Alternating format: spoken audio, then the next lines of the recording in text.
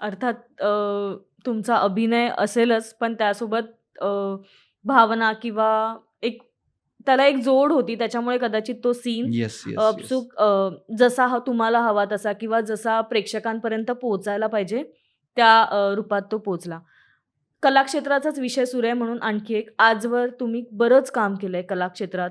खूप पूर्वीपासून म्हणजे खूप आधीपासून तुम्ही काम करताय आणि सगळ्यांनी तुमचं काम बघितलंय. पण सेटवर किंवा चित्रपट कोणत्या पण एखाद्या सेटवर किंवा कुठेही काम करताना कधी अदृश्य शक्ती आपल्या आजूबाजूला आहे, असा भास झालाय का? नाही भास म्हणण्यापेक्षा मला असं वाटतं, की अ, कुठे सेटवर किंवा हे नाही, माझ्या हं, आजूबाजूला ऑल्वेज काहीतरी माझ्यासोबत आहे असं मला कायम फिलिंग असतं. पॉझिटिव्ह. हां, पॉझिटिव्हच म्हणजे ओके. आणि मला असं वाटतं, की जर आपण एखादी उपासना करत असू हं, किंवा एखादा मंत्र म्हणत असू हं. किंवा कुठल्या देवावर आपली श्रद्धा असेल किंवा आपण गुरु केला असेल, तर शक्यतो निगेटिव्ह एनर्जीज आपल्या आजूबाजूला तेवढ्या वर्क करत नाहीत आणि तो अनुभव माझाही आहे. कारण कारण जिथे-जिथे असं मला वाटत होतं किंवा असं वाटलं, की इथे काहीतरी गडबड होऊ शकते, तेव्हा अचानक अशी एखादी गोष्ट घडते, की त्या प्रॉब्लेममधनं मी म्हणजे इतक्या सोप्या पद्धतीने बाहेर पडतो, की मला असं वाटतं, की नाही, नाही हे काहीतरी कोणीतरी आहे जे करतंय. जे माझ्या भल्याचा विचार करतंय, जे मला अडचणीतनं दूर करतंय, जे माझ्यासाठी म्हणून गोष्टी घडवत आहे. तर ती एक एनर्जी किंवा तो एक जसं तू म्हणालीस, की ती एक शक्ती आजूबाजूला वॉव! आणि नॉट म्हणजे फक्त माझ्या बाबतीत नाही, हं.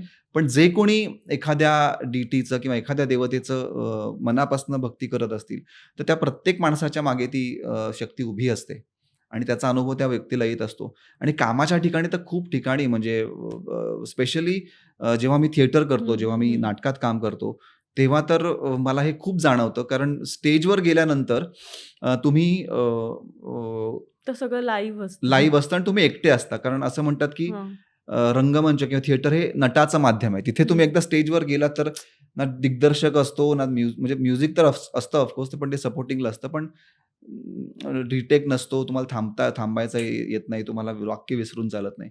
तर तिथे मला असं वाटतं, की एक एनर्जी असते, की जी मला सांभाळून घेत असते. म्हणजे मी आत्ताच एक नाटक सध्या माझं चालू आहे. त्याचं नाव आहे नथुराम गोडसे मस्ट डाय. हं. त्या नाटकाचं हे आहे, की ते नाटक इंग्लिश आहे आणि जेव्हा ते नाटक मला विचारण्यात आलं, भरत दाभोळकरांनी ते हं. बसवलंय. त्यांनीच ते लिहिलंय सुद्धा. की असं-असं नाटक आहे, तर तू करशील का? तर म्हटलं कोणतं? मग त्यांनी सांगितलं, की नथुराम म्हटलं, "अरे वाह! हं, हं.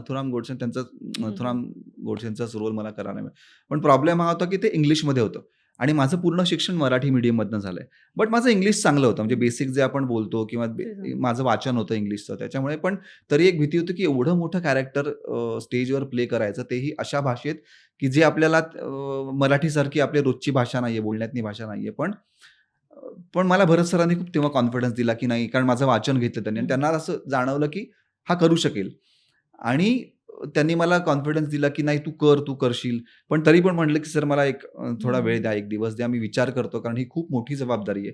एकतर एवढं मोठं नाटक ऑलरेडी त्या कॅरेक्टरविषयी ऑलरेडी लोकांची मतं आहेत. मग ती पॉझिटिव्ह असतील, काय असतील आणि जर तुम्ही एवढ्या मोठ्या लेव्हलवर ते करताय तर माझी पण एक तयारी असली पाहिजे आतून, की येस मी हे पेलवू शकतो. आणि नंतर मग मी एक पूर्ण दिवस विचार केला. मग घरी बोललो, बायकोशी बोललो, तर ती पण म्हणाली, की "अरे, ही अशी संधी तुला परत मिळणार नाही." कारण एकतर चॅलेंज आहे ते तर आहेच आहे, पण इंग्लिश थिएटर आहे. एक वेगळं एक एक अनुभव पण आणि एक एक्सपिरियन्स. वेगळं गेट्स तुला ओपन होतील. आणि मी विचार केला, की येस आपण करूया म्हणून. ठीक आहे. आणि मग ते पुढचा प्रवास झाला आणि म्हणजे ते नाटक जर तू पाहिलंस तर 2.5 तासाचं नाटक आहे. हं. त्यातले 2.25 तास फक्त नथुरामच बोलतो. अच्छा. बाकीचे कॅरेक्टर्स पण ऑफकोर्स आहेत.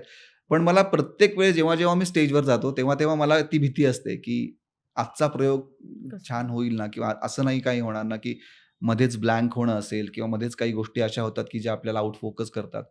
पण मग मी त्या एनर्जीला सरेंडर होतो. मग ती रंगदेवता असेल किंवा तिथली बेसिक ज्या आपण थिएटरला काम करतोय तिथली एनर्जी असेल. ऑफकोर्स माझे आराध्य आहे त्यांना मी प्रे करतो.